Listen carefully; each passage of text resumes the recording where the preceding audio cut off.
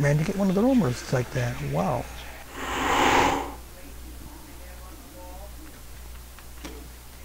Often I reflect with great regret on the missed opportunity that was my infector. Had I been conscious after the attack, I could have stopped the orderlies from locking her in a roaming pen. What I would give for just one interview, a few simple questions of the plague-ridden woman who met her end that dawn. Of course, there is no guarantee she would have been any more helpful than my current crop of test subjects, mewling wretches. Few could be called enthusiastic. Given the nature of the tests, I cannot expect the same fervor from all, but a modicum of cooperation would be appreciated. Animals. The one called John went so far as to gnaw off his arm and escape into the floorboards like some feral rodent. I still hear him scurrying about at night. He must be making an atrocious mess in there. Basically, a psychologist got bitten by a Malkavian. My studies kind of ironic. proceed at a languid pace. I'm mired in a foul ennui as my wife's illness advances. My subjects grow restless without proper supervision, but I cannot pull myself back from this black depression. How many nights I've wasted now, gazing from the tower walk, pondering the frailty of existence. Basically, a Malkavian bit a psychologist, which is kind of ironic, considering he's, from what I can gather, he was from the era of Sigmund, so he's been around a long, long time. Oop.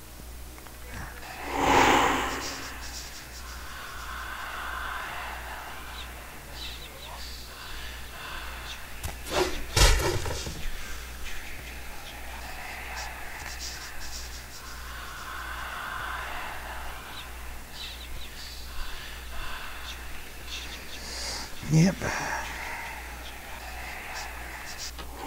Okay, Malkavians are crazy. He got bit by a Malkavian. So the psychologist now going crazy.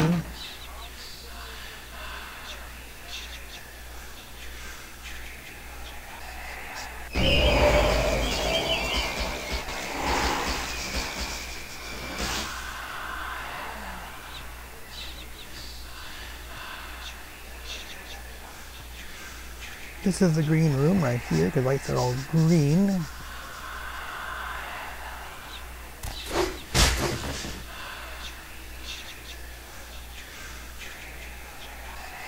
And the green room will lead back to the red room through one door on the right here. So I'll go to the left instead. Let's clear out the enemies here real quick. So we'll deal with them later. And I come back through here again.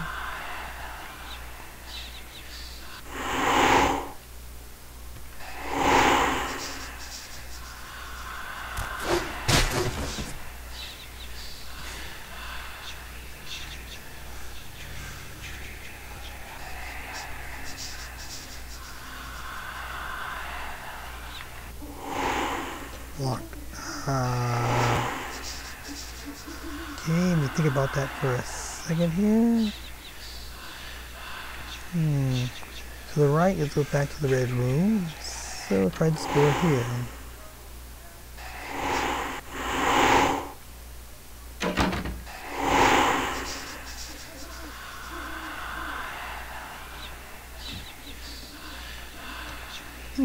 Dead end? I don't know. Let's see.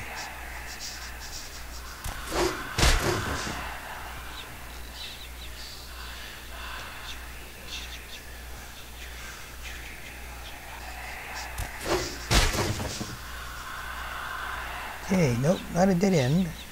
If you go over to the fireplace here, which is bricked up, mysteriously, on the mantle there, see these glowing dots? You can click that, flip the switch, opens right up.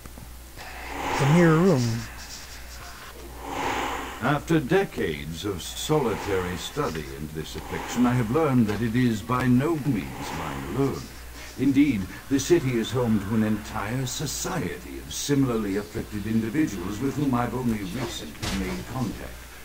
They are an understandably standoffish sort, by and large, but I have been able to confirm with them that the condition is indeed vampirism.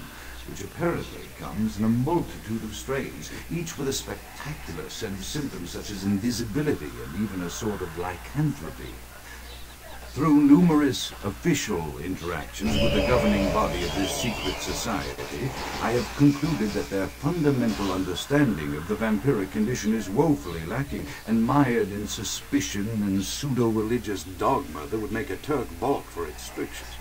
Indeed, they seemed impressed with my studies and the eloquence with which I was able to present them. Apparently, the typical sufferer of my particular strain of vampirism is far from the vanguard of the King's English. So impressed were they that they even offered me an office in their government, a rather high office by the sound of things. I believe I shall accept. If nothing else, it should provide a lofty vantage point from which to observe breadth and epidemiology of the affliction, so that I may move more expeditiously toward a cure.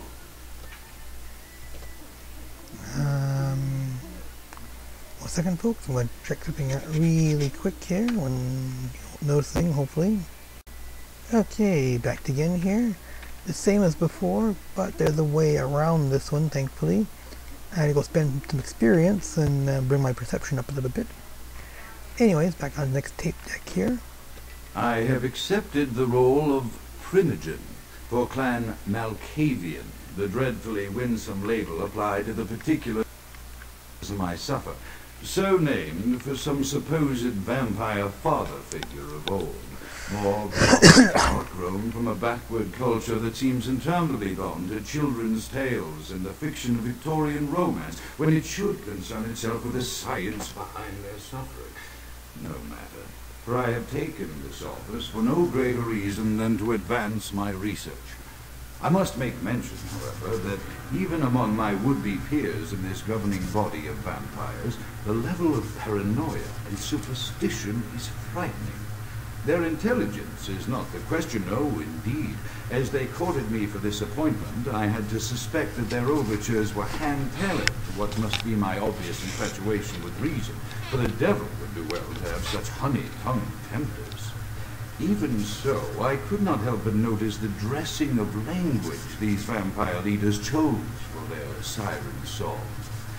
Whether it is born of habit, from addressing their unwashed, ill-educated subjects, or from their own deep-seated beliefs, their linguistic flourishes belie a faith in superstition over the providence of empirical reason that must be an all-pervasive theme in this society of darkest night. Damn it all, now I'm doing it too. Okay, anyways, so the book there pressed that bypasses the puzzle. This puzzle here is a lethal one, so I'm going to quick save in case I screw it up. Basically gotta get through, sneak through it, open the opportunities here to the center, and try not to get zapped by lightning. Lightning will kill you instantly, so be very careful. Flip the switches here in any order, along with you get to them without being fried like a crispy critter.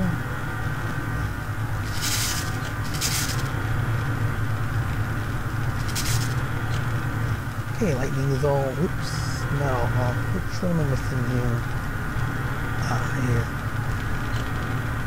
Okay, lightning now all off, now safe to walk around.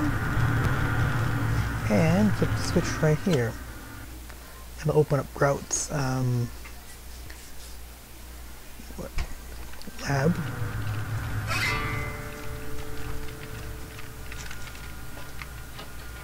So lead you back out here, sneak underneath this.